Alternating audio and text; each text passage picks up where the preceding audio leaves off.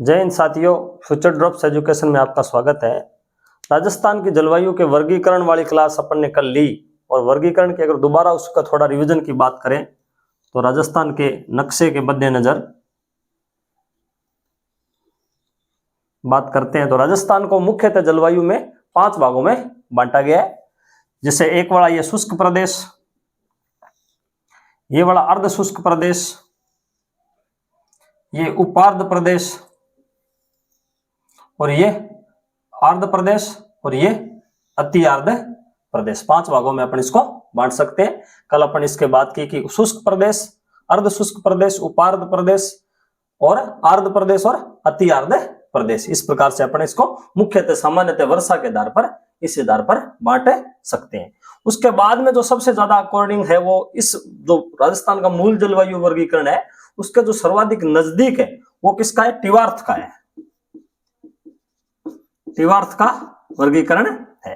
वो क्या है कि राजस्थान की जलवायु को किस प्रकार से बांटते हैं उसकी अगर थोड़ी सी बात करें तो राजस्थान के नक्शे के अकॉर्डिंग अगर टिवार्थ की बात करें तो टिवार्थ राजस्थान की जलवायु को 4 भागों के अंतर्गत बांटते हैं। ये अपने को ध्यान में रखना है। तो सबसे पहला भाग ये कौन सा करते हैं? ये वाला करते हैं, यानी इसको इन्होंने नाम दिया ई, ए और डी, यानी शुष्क जलवायु प्रदेश, जिसको अपना शुष्क कहते हैं। इसको अपना शुष्क कहते हैं। थोड़ी सी जगह के हिसाब से, थोड़ा सा क्षेत्र के हिसाब से डिफरेंस है। बाकी ये कौन सा है? ई ए डी। शुष्क को टिवार्थ क्या कहते हैं? ई ए डी कहते हैं। और इसको क्या है कि एक भाग वो ये वाला करते हैं जो बीकानेर संभाग पूरा जिसके अंतर्गत शामिल करते हैं, उसको वो कहते हैं कि शुष्क और अर्ध शुष्क दोनों। ये वाला भाग अपन ने किसमें लिया है? अर्ध शुष्क में। तो टिवार्थ क्या है कि इस क्षेत्र को, पूरे बीकानेर संभाग को शुष्क और अर्ध शुष्क दोनों की मिलीजुली दशाएं पाई जाती है, तो इसको टिवार्थ कहते हैं। डी, बी और डब्ल्यू, इसको क्या कहते हैं? डी, बी और डब्ल्यू कहते हैं। बाकी जो पूरा का पूरा क्षेत्र है इसमें ये वाला जो नीचे वाला भाग है, नीचे वाला भाग है, इसको क्या है कि टिवार्थ क्या कहते हैं? सी ए डब्ल्यू कहते हैं। क्या कहते हैं? C A W, C A W. और बाकी इसको क्या बोलते हैं? D A W. तो 4 भागों में बांटते हैं। इसको बीकानेर संभाग को ये शुष्क और अर्ध शुष्क में शामिल कर देते हैं। ये वाला अपने लिया था उपार्ध और ये आर्द्र और ये अति आर्द्र। तो टिवार्थ क्या है कि राजस्थान की जलवायु को अति आर्द्र और आर्द्र में शामिल नहीं करते हैं। वो सिर्फ 3 ही भाग बनाते हैं, एक तो शुष्क बनाते हैं और एक अर्ध शुष्क बनाते हैं। अर्ध शुष्क के अंतर्गत फिर वो 2 भाग करते हैं, शुष्क और क्या है कि ये वाला शुष्क और अर्ध शुष्क, और ये वाला भाग अर्ध शुष्क, और ये वाला भाग है उपार्ध। इसको ये क्या कहते हैं? उपार्ध कहते हैं, उपार्ध कहते हैं। और इसको सी ए डब्ल्यू के नाम से ये बनाते हैं। और ये राजस्थान के बिल्कुल अकॉर्डिंग है, जो मानक रूप से ये माना जाता है। उसके बाद अगर बात करते हैं कोपेन की, तो कोपेन राजस्थान की जलवायु को किस प्रकार से विभाजित करते हैं?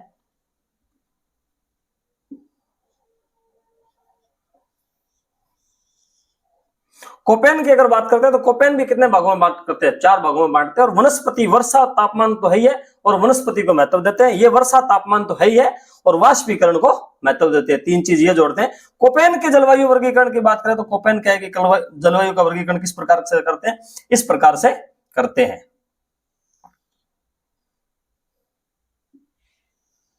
ये 4 वर्गीकरण क्या करते हैं? कोपेन करते हैं। कोपेन सबसे बड़ा ये वाला भाग को क्या कहते हैं? बी डब्ल्यू और एच डब्ल्यू कहते हैं। शुष्क वाले भाग को बी डब्ल्यू, उसमें शुष्क और मतलब कुछ भाग अर्ध शुष्क वाला भी वो शामिल कर लेते हैं। और इसको बीच वाले भाग को, जो अर्ध शुष्क भाग है, उसको क्या बोलते हैं? B S H W, B S H और डब्ल्यू। और ये वाला भाग को क्या कहते हैं? वो जो आर्द्र वाला भाग है, जिसको अपन कह सकते हैं आर्द्र भाग है, उसको ये क्या नाम देते हैं? सी डब्ल्यू जी नाम देते हैं, सी डब्ल्यू जी नाम देते हैं। और इसको क्या नाम देते हैं? ए डब्ल्यू नाम देते हैं। ये कोपेन का वर्गीकरण है। अब जो कोपेन के वर्गीकरण के अकॉर्डिंग ही किसका वर्गीकरण है? ये वाला थार्नवेट का है, सॉरी ये वाला थार्नवेट का है, थार्नवेट का है। अब टिवार्थ का वर्गीकरण है वो, टिवार्थ का वर्गीकरण कोपेन के बिल्कुल अकॉर्डिंग ही है। तो इसमें वाला कौन सा हो जाएगा, ये कोई खास अंतर नहीं है, उसके उनमें और उनमें खास अंतर नहीं है। ये वाला भाग वो किस में शामिल करते हैं, BWH में शामिल करते हैं, और ये वाला भाग किसके अंतर्गत शामिल करते हैं, BSH में शामिल करते हैं। और ये वाला भाग इसमें थोड़ा सा ये वाला अलग भाग कर देते हैं, ये वाला भाग, बाकी ये वाला भाग किसके अंतर्गत शामिल करते हैं, ये वाला वो शामिल करते हैं, किसके अंतर्गत शामिल करते हैं, CAW के अंतर्गत शामिल करते हैं। किसमें शामिल करते हैं, CAW के अंतर्गत शामिल करते हैं, और ये वाला भाग AW के अंतर्गत ही शामिल करते हैं। तो ये क्या है कि इनमें रेखाएं अपने को याद रखनी है, और कौन सा भाग किसके अंतर्गत आता है, सिर्फ इतना याद रखना है, बाकी भौतिक प्रदेश के अकॉर्डिंग अपने आप क्षेत्र निकल के आ जाता है। तो ये वाली जो थी अपनी जो थिकल क्लास, उसके अकॉर्डिंग बात की। अब अगर बात करते हैं आगे का चैप्टर लेते हैं,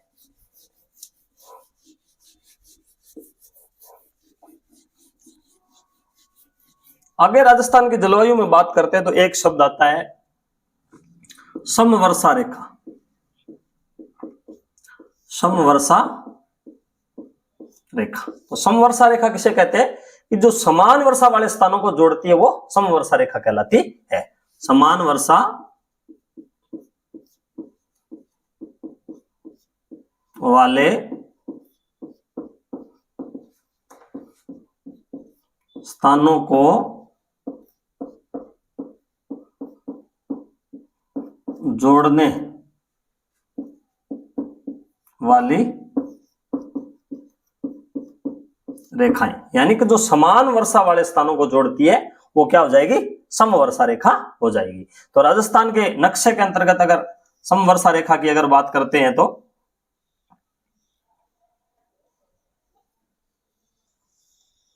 राजस्थान के नक्शे के अकॉर्डिंग अगर समवर्षा रेखा की बात है करते हैं तो अगर अपन बात करें तो समवर्षा रेखा की, तो समवर्षा रेखा में अपन सबसे पहले पढ़ के आए थे कि ये वाला जो स्थान है जैसलमेर वाला भाग है वो किसके अंतर्गत आ जाएगा, 10 सेंटीमीटर वर्षा रेखा के अंतर्गत आ जाएगा। बीकानेर का कुछ भाग और ये अर्ध शुष्क वाला पूरा भाग, शुष्क और जो करती है अर्ध शुष्क को अलग करती है वो 20 सेमी के लगभग, यानी वो रेखा तो 25 सेमी है परंतु ये 20 सेमी रेखा के सामने वो कौन सा हो जाएगा। और ये वाला जो भाग है ये हो जाएगी 30 सेमी वर्षा रेखा, और ये अरावली के थोड़ा सा इस तरफ, अरावली के ऊपर तो 50 सेमी वर्षा रेखा है, और अरावली से पश्चिम की तरफ वाली जो रेखा है वो 40 सेमी वर्षा रेखा, और 40 सेमी वर्षा रेखा राजस्थान को पूरे समान बराबर दो भागों में बांटती है। और अरावली के ऊपर जो वर्षा रेखा है वो कौन सी हो जाएगी, 50 सेमी वर्षा रेखा हो जाएगी। और उसके बाद में अरावली के इस तरफ वाला जो पूर्वी भाग है उस तरफ की कौन सी हो जाएगी, 60, और फिर 70, और फिर हो जाएगी ये वाली इसके पास वाली ये हो जाएगी अपने पास है 80, और ये हो जाएगी 90। और एक ये सिरोही वाला क्षेत्र है, यहां पर क्या है कि 100 प्लस हो जाएगी, 100 से लेकर के 150 सेमी वर्षा रेखा यहां पर बन जाएगी। तो इस प्रकार से क्या है कि राजस्थान को ये वर्षा रेखा हो गई। तो अपने को एक ध्यान रखना है कि अरावली पर अपने पास वर्षा कौन सी है, वर्षा रेखा कौन सी है, 50 सेमी वर्षा रेखा है। अरावली के पश्चिम दिशा के अंतर्गत 40 सेमी वर्षा रेखा है, जो क्या है कि राजस्थान को पूरे दो बराबर भागों में बांटती है। और जो अरावली का जो भाग है पूर्वी भाग है वहां पर कौन सा, वहां पर 60 सेमी वर्षा रेखा है, और पूर्वी मैदान के अंतर्गत 70 सेमी वर्षा रेखा है, और दक्षिणी पूर्वी पठारी और ये वागड़ वाला प्रदेश है उसके अंतर्गत है 80 और 90 सेंटीमीटर वर्षा रेखा है, और माउंट आबू में 100 प्लस या 100 से लेकर 150 सेमी वर्षा रेखा है। अब अगर अपन बात करते हैं कि कुछ वर्षा रेखा है, जैसे 25 सेमी वर्षा रेखा है, 25 सेमी वर्षा रेखा, इसकी खासियत क्या है कि यह शुष्क और अर्ध शुष्क भाग को अलग करती है। शुष्क व अर्ध शुष्क भाग को अलग करती है। यानी कि जो 25 सेमी वर्षा रेखा है उसकी क्या खासियत है कि 25 सेमी वर्षा रेखा राजस्थान के ये इसके अकॉर्डिंग यहाँ पे होगी पास में 25 सेमी वर्षा रेखा है वो राजस्थान के बालू का स्तूप युक्त और मुक्त वाले प्रदेश को और अर्ध शुष्क प्रदेश को दो बराबर भागों में बांटती है। तो 25 सेमी वर्षा रेखा शुष्क प्रदेश को और अर्ध शुष्क प्रदेश को अलग करती है। एक अगर बात करें तो 40 सेमी वर्षा रेखा महत्वपूर्ण है। 40 सेमी वर्षा रेखा राजस्थान को दो बराबर भागों में बांटती है। राजस्थान को दो बराबर भागों में बांटती है।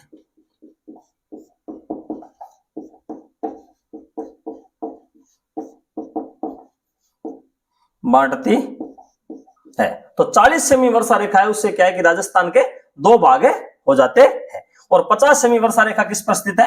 अरावली पर है। अरावली पर स्थित है। तो अरावली क्या है? अरावली दो भागों का डिवाइडेशन करती है। ये उत्तर पश्चिमी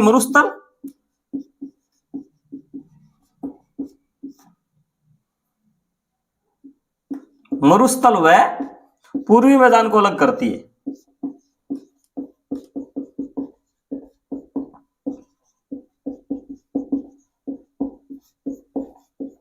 तो 50 सेमी वर्षा रेखा है वो अरावली के ऊपर है। और ये क्या करती है कि उत्तर पश्चिमी मरुस्थलीय भाग और पूर्वी मैदान को अलग करती है। ये अपने को ध्यान में रखना है। अब अगर वर्षा के दिनों की बात करें, अगर वर्षा के दिनों की बात करते हैं तो औसत जो राजस्थान में वर्षा के दिन है वो 29 है। वर्षा के दिन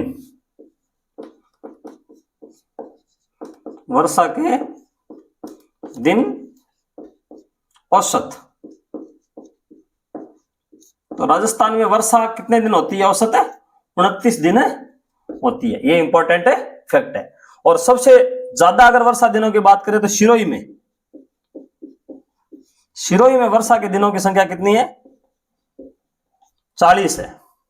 और उसके बाद में ये वाला क्षेत्र है जो झालावाड़ वाला है, वहां पर झालावाड़ में वर्षा के दिनों की संख्या कितनी है? 40 है।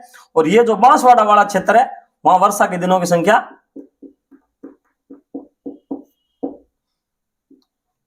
38 है। ये इंपॉर्टेंट फैक्ट थोड़ा सा याद रख लेना। तो ये राजस्थान में समवर्षा रेखा कौन सी है, कितने जलवायु भागों में वर्गीकरण किया है। अब दो बातें और बचती है, एक तो समताप और एक समदाब। तो अब बात करते हैं अपन समताप और समदाब की।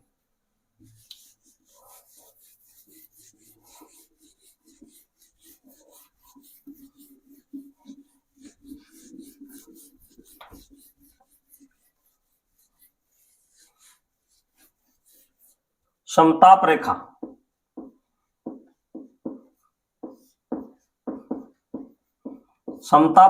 समताप रेखा का मतलब हो गया समान तापमान वाले स्थानों को जोड़ने वाली रेखा। क्या कहलाती है? समताप रेखा।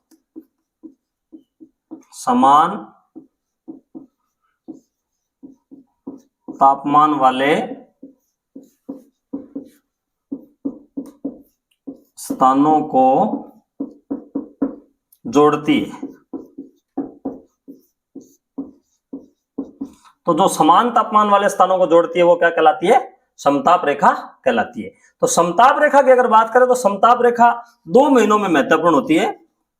एक तो जून में सबसे अधिक तापमान जैसे राजस्थान में रहता है, और एक रहता है जनवरी में। जनवरी में सबसे कम तापमान रहता है। तो इन दोनों के बारे में बात करनी है। तो इसमें सिर्फ रेखाओं का ध्यान रखना है थोड़ा सा। राजस्थान के नक्शे के अकॉर्डिंग ये पूरी बातें, ज्योग्राफी के अंतर्गत नक्शा ही सबसे महत्वपूर्ण होता है।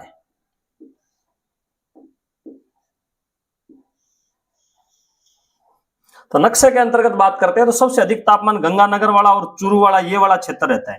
तो यहां पर कितना डिग्री रहता है? 42 डिग्री तापमान रहता है। और एक ही अरावली के थोड़ा सा पश्चिम वाले भाग में यहां पर 36 डिग्री सेल्सियस तापमान रहता है, और यहां पर 42 डिग्री सेल्सियस रहता है। और एक क्या है कि ये वाली रेखा है, ये ऐसे वाली, ये 40 डिग्री सेल्सियस तापमान रेखा है। 40 डिग्री सेल्सियस तापमान रेखा है। और एक ये माउंट आबू वाला ये वाला क्षेत्र है, वहां पर भी, इस क्षेत्र में भी 36 डिग्री सेल्सियस रहता है। और एक ये माउंट आबू वाले क्षेत्र में, इसमें 32 डिग्री सेल्सियस तापमान रहता है। तो ये रेखा हो जाएगी, ये वाला क्षेत्र पूरा का पूरा 42 डिग्री में आ जाएगा, और ये वाला 42 से लेकर के 36 डिग्री के अंतर्गत आ जाएगा। ये 36 से लेकर 40 के अंतर्गत आ जाएगा, और ये वाला क्षेत्र पूरा का पूरा 40 डिग्री के अंतर्गत शामिल हो जाता है। और ये किस महीने की है? जून के महीने की समताप रेखा है। अब जनवरी के अंतर्गत समताप रेखा की बात करें तो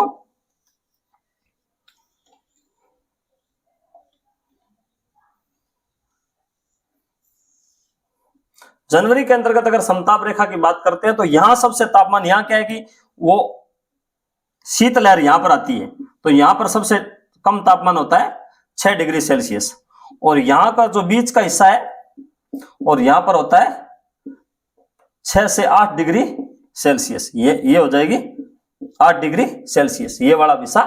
और जो उसके बाद में यहां पर 8 और 9 रहता है, यहां पर जो थोड़ा जालौर वाला क्षेत्र है तो यहां पर 10 डिग्री सेल्सियस, और थोड़ा सा ये वाला क्षेत्र बांसवाड़ा यानी ये वाला क्षेत्र झालावाड़ का और 12 का, वहां पर 10 डिग्री सेल्सियस तापमान रहता है। तो ये वाली तापमान की स्थिति अपने पास है निकल के आती है। जनवरी के महीने में तापमान ऐसे रहता है और जून के महीने में तापमान ऐसे रहता है। अब आगे अगर बात करते हैं समदाब रेखा की, दाब और तापमान का उल्टा संबंध होता है। अगर तापमान बढ़ता है तो दाब घटता है, और तापमान अगर घटता है तो दाब बढ़ता है। तो इसमें अगर बात करें तो समदाब रेखा की, समदाब रेखा, समदाब रेखाएं, ये होगी समान दबाव वाले, समान वायु दाब वाले स्थानों को जोड़ने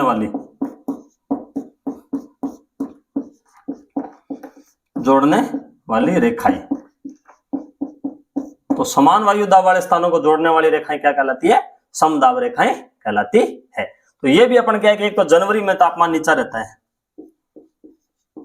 एक तो इसकी बात करेंगे, और दूसरा क्या है कि जुलाई के अंदर तापमान ऊपर रहता है, वहां के समय की तापमान समदाब रेखा की बात करेंगे। तो जनवरी के अंतर्गत क्या है, तापमान की क्या स्थिति रहती है? टेम्परेचर तो नीचा रहता है, और एयर प्रेशर क्या रहता है? ऊपर रहता है। और समदाब रेखाओं को किस में मापते हैं? मिलीबार में मापते हैं। मिलीबार में इसको समदाब दाब को किस में मापते हैं? मिलीबार में मापते हैं। तो जनवरी के अंतर्गत दाब की स्थिति राजस्थान में किस प्रकार से रहती है?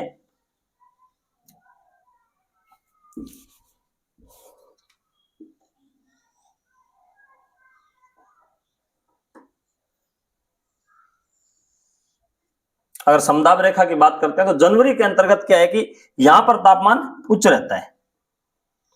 ये वाला स्थान है, यहां पर 1019 मिलीबार दाब रहता है। और ये कहां से गुजरती है? बीकानेर से, सीकर से और चूरू से ये रेखा गुजरती है, और यहां पर तापमान क्या हो जाता है? उच्च हो जाता है। और एक तापमान की रेखा यहां से गुजरती है, बाकी इस प्रकार से समदाब की रेखा, ये वाली रेखा यहां से गुजरती है, यहां पर तापमान क्या रहता है? 1018 मिलीबार रहता है। और ये रेखा कहां से गुजरती है? ये गुजरती है जालौर से और जोधपुर से, कुछ भाग ये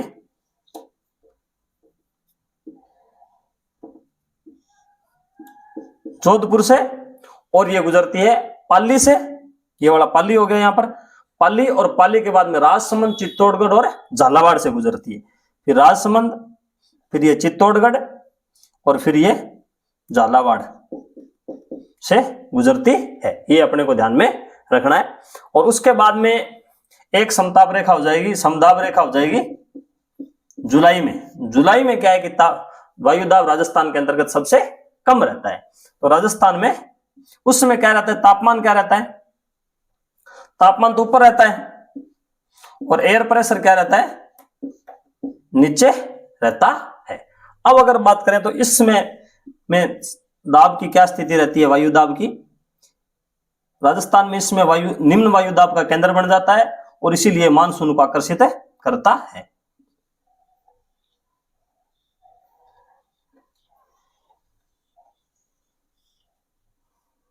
इसलिए राजस्थान को मानसून को आकर्षित करता है। तो एक यहां पर क्या है कि इस क्षेत्र में तापमान वायुदाब सबसे नीचे हो जाता है, तो यहां पर हो जाता है 997 मिलीबार। यहां पर कितना हो जाता है? 997 मिलीबार हो जाता है। और ये जैसलमेर, बीकानेर और गंगानगर से ये रेखा गुजरती है। थोड़ा सा इसको, हाँ सही है, थोड़ा सा इसको ऐसे घुमा दो, जैसलमेर, बीकानेर और गंगानगर से, ये हो गया जैसलमेर, ये बीकानेर और ये गंगानगर से 997 मिलीबार जो रेखा है वो गुजरती है। इसके पास पास जो अर्ध शुष्क भाग से है वो 998 गुजरती है, 998 गुजरती है। और ये कहां से निकलती है? ये बाड़मेर, जोधपुर, नागौर और चूरू होते हुए निकलती है। ये बाड़मेर हो गया यहां पर, ये हो गया जोधपुर, और ये हो गया नागौर, और ये हो गया चूरू से होकर के ये रेखा निकलती है 998 मिलीबार रेखा। और उसके बाद में 999 मिलीबार रेखा है वो 999 वाली है, वो इस प्रकार से निकलती है। 999 मिलीबार रेखा है वो इस प्रकार से निकलती है। ये कहां से निकलती है? जालोर से, पाली से, अजमेर से और टोंक से और सवाई माधोपुर से। जालोर से, पाली से, अजमेर से, टोंक से और सवाई माधोपुर से ये रेखा निकलती है। एक हो जाएगी 1000 मिलीबार रेखा, एक हो जाएगी 1000 मिलीबार रेखा। 1000 मिलीबार रेखा वो कहां से निकलती है? ये निकलती है अपने पास सिरोही से, उदयपुर से और झालावाड़ से। कहां से निकलती है? ये वाला सिरोही हो गया, ये उदयपुर हो गया और ये झालावाड़ हो गया, यहां से निकलती है। ये थोड़ा थोड़ा अपने को थोड़ा ध्यान में रखना है भी कौन सी रेखा समताप रेखा से भी आ सकता है क्वेश्चन और समताप रेखा से भी आ सकता है। तो ये अपने पास है समताप और समताप रेखाएं किस प्रकार से है, तापमान का संबंध किस प्रकार से रेखा है रहता है, रेखाएं कहां से गुजरती है। ये वाला अपना चैप्टर पूरा हो गया। अब एक मुख्य जो बात बचती है वो राजस्थान के पूरी जलवायु को अपन ने अध्ययन कर लिया है। अब मुख्य बात है कि राजस्थान की जलवायु की विशेषता क्या है। अब राजस्थान की जलवायु की मुख्य विशेषता क्या है?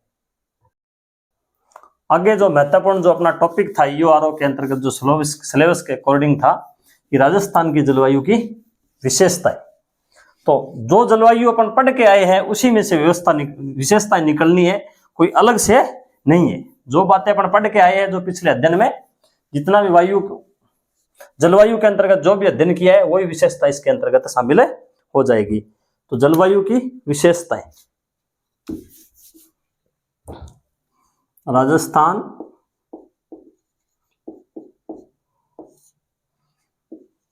की जलवायु व मौसम की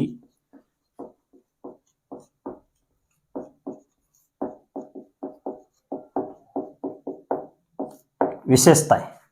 तो राजस्थान की जलवायु और मौसम की मुख्य क्या क्या विशेषताएं हैं इसके बारे में अपन बात करते हैं। जो बातें अपन पढ़ के आए उन्हीं बातों को दोबारा उनको रिपीट करना है। मानसूनी जलवायु में प्रादेशिक विविधता, सबसे पहली विशेषता क्या हो जाएगी?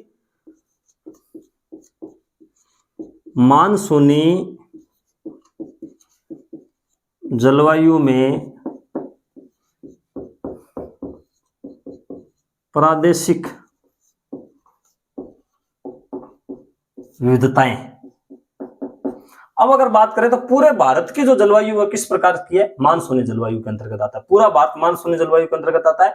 और राजस्थान की जलवायु भी किस प्रकार की है? मानसूनी जलवायु है। तो राजस्थान की जलवायु कौन सी है? मानसूनी जलवायु है। और प्रादेशिक विविधता यानी हर क्षेत्र के बाद में इसका अंतर आ जाता है। जैसे शुष्क वाला प्रदेश है जिसके अंतर्गत अपन जैसलमेर और मतलब इसकी बात करते हैं बाड़मेर की, जिसमें बालू का स्तूप युक्त और मुक्त वाला प्रदेश है, वहां की जलवायु की स्थिति अलग है तो पूरे राजस्थान की जलवायु मानसूनी, परंतु अलग अलग क्षेत्र से और जो अलग अलग प्रदेश है उसमें अलग अलग विविधता इसमें आ जाती है। जैसे जो भाग है, जो अपना भाग है, बीच का भाग है अपना, जैसे अर्ध शुष्क भाग है तो वहां की क्या है कि जलवायु अलग होगी। अरावली की जलवायु अलग होगी क्योंकि वो पहाड़ी प्रदेश है। मैदानी भाग की जलवायु अलग होगी और पठारी भाग की जलवायु अलग होगी। तो मानसूनी जलवायु के अंतर्गत है किसकी विविधता है? प्रादेशिक विविधता है। दूसरी बात क्या है कि राजस्थान की जलवायु में शुष्क और अर्ध शुष्क की प्रधानता है। शुष्क व अर्ध शुष्क जलवायु की प्रधानता, यानी 61.11% जो क्षेत्र है वो उत्तरी पश्चिमी मरुस्थलीय प्रदेश है, जिसके अंतर्गत 25 सेमी वर्षा रेखा वाला जो क्षेत्र है, जो बालू का स्तूप और युक्त वाला प्रदेश है वो शुष्क जलवायु से युक्त है।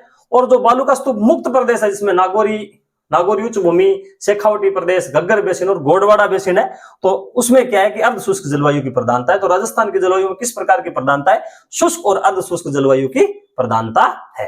तीसरी बात यहां पर क्या हो जाएगी? सामयिक वर्षा। सामयिक वर्षा। सामयिक वर्षा का मतलब हो गया कि एक समय विशेष में वर्षा होती है, रेगुलर वर्षा यहां पर नहीं होती है। तो सामयिक वर्षा किस माह में होती है? जून से लेकर मान लो जून से अगस्त, यानी आधे जून के बाद में राजस्थान में जो मानसून आता है वो 20-25 जून को आता है, या फिर अगर जल्दी आ जाए तो 15 जून को आता है। तो 15 जून से लेकर के अगस्त के बीच में वर्षा होती है, यानी समय विशेष के अंतर्गत ही वर्षा होती है। तो राजस्थान में है वो सामयिक वर्षा होती है। और किससे होती है? दक्षिणी पश्चिमी मानसूनी हवाओं से। राजस्थान में जो गर्मियों में बरसात होती है वो दक्षिणी पश्चिमी मानसूनी हवाओं से होती है। तो दक्षिणी पश्चिमी मानसून से राजस्थान में किस प्रकार की वर्षा होती है? सामयिक वर्षा होती है। सर्दियों में किस प्रकार की वर्षा होती है?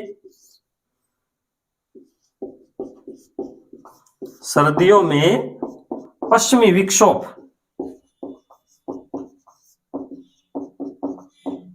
या भूमध्य सागरीय चक्रवात, भूमध्य सागरीय चक्रवातों से वर्षा, जिसको क्या कहते हैं? मावट कहते हैं। यानी सर्दियों के अंतर्गत पश्चिमी विक्षोभ, भूमध्य सागरीय चक्रवात, या अपन उसको और क्या कह सकते हैं? इसको और अपन इसके 4 नाम कह सकते हैं। उत्तरी पश्चिमी मानसून भी कह सकते हैं, और पश्चिमी विक्षोभ कह सकते हैं। जेट स्ट्रीम का भी इसके अंतर्गत प्रभाव होता है।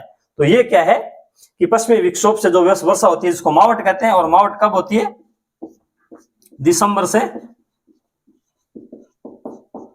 मार्च तक होती है। और मुख्य रूप से बीकानेर, गंगानगर, हनुमानगढ़ वाला क्षेत्र इसके अंतर्गत शामिल होता है। चूरू का कुछ भाग शामिल हो जाता है। ये बात हो गई 4 नंबर। ये जो बातें जो 5 जो अपन पढ़ के आए हैं पहले। और औसत वर्षा यहाँ की कितनी है? 57.5 सेंटीमीटर है। राजस्थान में औसत वर्षा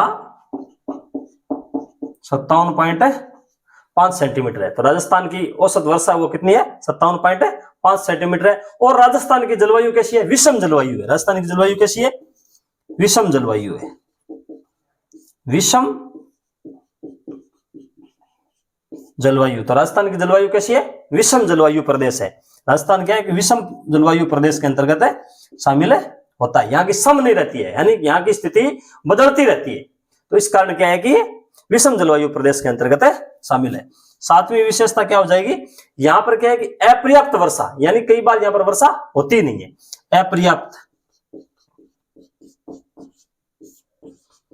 अपर्याप्त वर्षा की स्थिति, यानी बहुत बार यहां वर्षा नहीं होती है, तब किसका? अकाल और सूखा पड़ जाता है।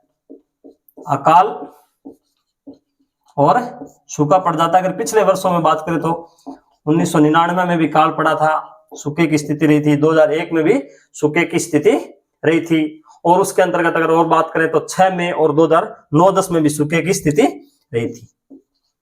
2006 और 2009-10 में भी सूखे की स्थिति रही थी। अपर्याप्त वर्षा होती है, यानी यहां पर वर्षा है वो पर्याप्त नहीं होती है। और जलवायु की 4 स्थिति रहती है। जलवायु की 4 स्थिति, एक तो हो गई शुष्क जलवायु, एक हो गई अर्ध शुष्क, एक हो गई उपार्ध और आर्द्र। अति आर्द्र तो बहुत कम क्षेत्र के अंतर्गत देखने को मिलती है। तो ये 4 स्थिति हो गई। और अगर मुख्य विशेषताओं में और बात करें,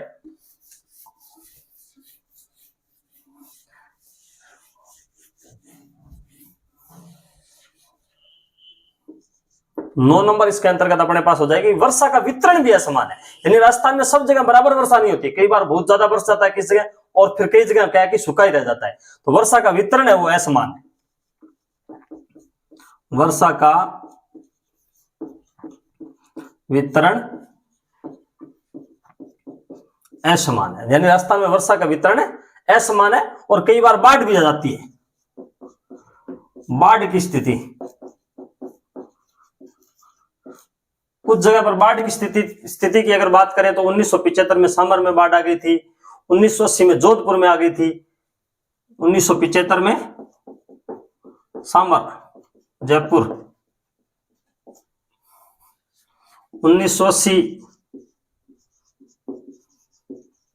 में जोधपुर में बाढ़ आ गई थी। इस प्रकार से बाढ़ें भी राजस्थान के अंतर्गत आती रहती है। 1981 में फिर जयपुर में बाढ़ आ गई थी, 1981 जयपुर में बाढ़ आ गई थी।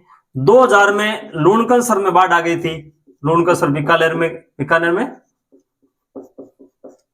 लूणकरसर में बाढ़ की स्थिति पैदा हो गई थी। और 2006 के अंतर्गत कावोस बाड़मेर पाली जोधपुर में बाढ़ की स्थिति रही थी। और 2022 के अंतर्गत अगर बात करें तो बाड़मेर, जैसलमेर और जोधपुर में बाढ़ आ गई थी। तो इस प्रकार से राजस्थान में वर्षा का वितरण है वो भी क्या है कि असमान्य है। एक यहां पर वर्षा की अनिश्चितता और अनियमितता भी रहती है। वर्षा की अनिश्चितता, कोई निश्चित नहीं है कि वर्षा होगी या नहीं होगी। वर्षा की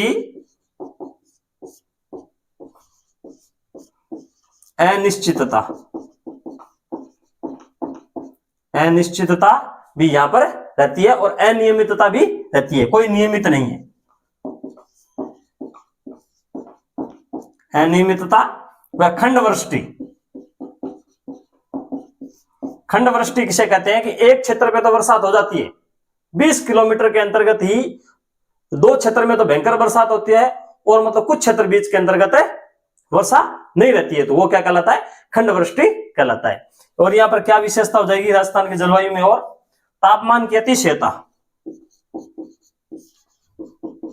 तापमान की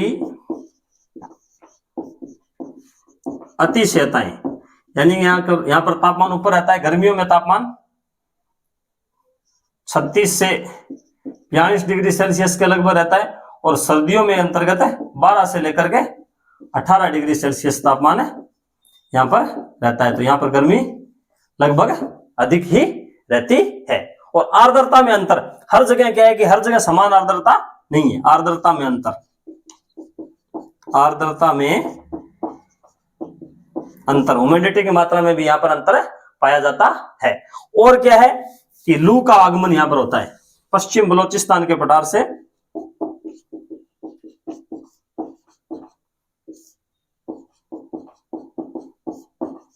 बलोचिस्तान के पठार से लू का आगमन, लू का आगमन, तो पूरा का पूरा रेगिस्तान जल उठता है। तो ये मुख्य मुख्य विशेषताएं इसके अंतर्गत है शामिल हो गई कि राजस्थान में जलवायु की कौन कौन सी विशेषताएं है। तो ये अपने शामिल कर सकते हैं कि राजस्थान की जलवायु की क्या विशेषता, जो बातें अपने पहले पढ़ के आई है उन्हीं बातों को रिपीट करना है। और अगर बात करें तो कुछ राजस्थान में हवाओं और कुछ महत्वपूर्ण तथ्यों की और बात कर लेते हैं कि जलवायु से संबंधित थोड़े बहुत जो तथ्य छूटे हुए हैं उनको भी शामिल कर लेते हैं। तो कुछ और महत्वपूर्ण तथ्यों की अगर बात करते हैं तो महत्वपूर्ण तथ्य,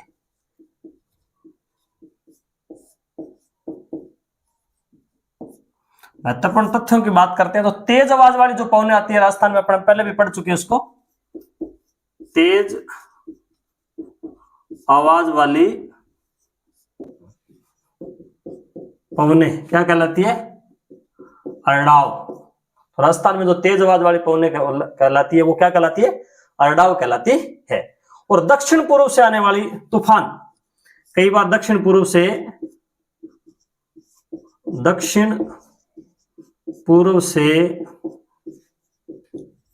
आने वाला तूफान, कई बार दक्षिण पूर्व से तूफान आता है और उसको क्या कहते हैं, वज्र तूफान बोलते हैं। जयपुर में सबसे ज्यादा प्रभावित होता है वज्र तूफान। एक ये अपने को ध्यान में रखना है। और एक पौष माह में चलने वाली, पौष माह में चलने वाली ठंडी हवाएं, ठंडी हवाएं क्या कहलाती है, शीली कहलाती है। तो पौष माह के अंतर्गत जो ठंडी हवा आती है उसको क्या कहते हैं, शीढ़ी कहलाती है। ये भी अपने को ध्यान में रखना है। और एक ज्येष्ठ माह में चलने वाली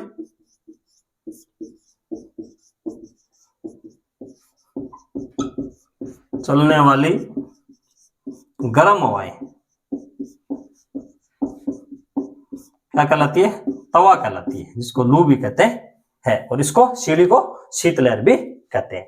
अब अलग अलग राजस्थान के अंतर्गत 4 दिशाओं से अगर बात करें तो अलग अलग दिशाओं से जो हवाएं आती है उसको क्या कहते हैं? नॉर्थ, साउथ, ईस्ट और वेस्ट। अगर इनमें चारों अलग अलग हवाएं आती है तो इधर उत्तर से जो हवाएं आती है उसको क्या कहते हैं? घराऊ कहते हैं, घराऊ कहते हैं। और दक्षिण से जो हवा आती है, राजस्थान का जो अपना दक्षिण है या फिर पूरे भारत का जो है दक्षिणी भाग, वो क्या कहलाता है? उधर क्या है? लंका है। तो लंका से जो हवा आती है उसको क्या कहती है? लंकाऊ कहते हैं। मतलब दक्षिण से जो हवा आती है उसको क्या कहते हैं? लंकाऊ कहते हैं। और पूर्व से क्या आती है? पूर्व से पूर्वाई आती है, पूर्वाई आती है जो कि ठंडी हवा होती है और मानसून को लेकर के आती है। और दक्षिण से क्या आती है? दक्षिण से लू आती है, बलोचिस्तान के पठार से लू आती है। तो ये अपने चार दिशाएं होगी। और उसके बीच में से हवा आती है, उत्तर और पश्चिम से जो हवा आती है वो क्या कहलाती है? सूर्य कहलाती है। ये भी गर्म होता है।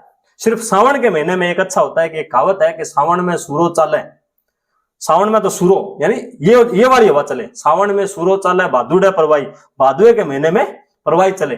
आसोजा में पिछुआ चले, आसोज के अंतर्गत ये वाली हवा चले, पीछा चाले तो सगड़ो धान सुवाई। तो पूरे की पूरी जो फसल होती है वो अच्छी होती है। तो ये वाली जो हवा होती है ये कहलाती है संजरे, ये वाली संजरे कहलाती है। और अगर बात करें तो ये वाली जो इधर क्या है? राजस्थान के समुद्र है, तो इधर से जो आने वाली जो हवाएं हैं वो क्या कहलाती है? समुद्री, समुद्री कहलाती है। यानी समुद्र से जो आती है उसको समुद्री भी कह सकते हैं, समुद्री, समुद्री हवा आती है। और एक जो उधर पूर्वाई और लंकाओं के बीच में से जो इधर बंगाल की खाड़ी की तरफ से आती है वो क्या कहलाती है? चील कहलाती है। तो ये राजस्थान में मुख्य रूप से हवाएं कौन कौन सी उनके बारे में पूरा का पूरा वर्णन हो गया और महत्वपूर्ण तथ्य सम्मिलित हो गए। अब अपना जो राजस्थान के जलवायु वाला चैप्टर है वो पूरा का पूरा कंप्लीट हो चुका है। और उसके अंतर्गत जो मल्टीप्लस चॉइस क्वेश्चन है वो अपने इसको लेके आएंगे कम से कम 150 क्वेश्चनों में, 3 वीडियो में ये पूरा का पूरा कंप्लीट हो जाएगा। जय हिंद, जय भारत। लाइक, सब्सक्राइब और शेयर जरूर करें जिससे कि ऑनलाइन स्टडी करने वाले राजस्थान के विद्यार्थियों को अधिक से अधिक फायदा मिल सके। जय हिंद।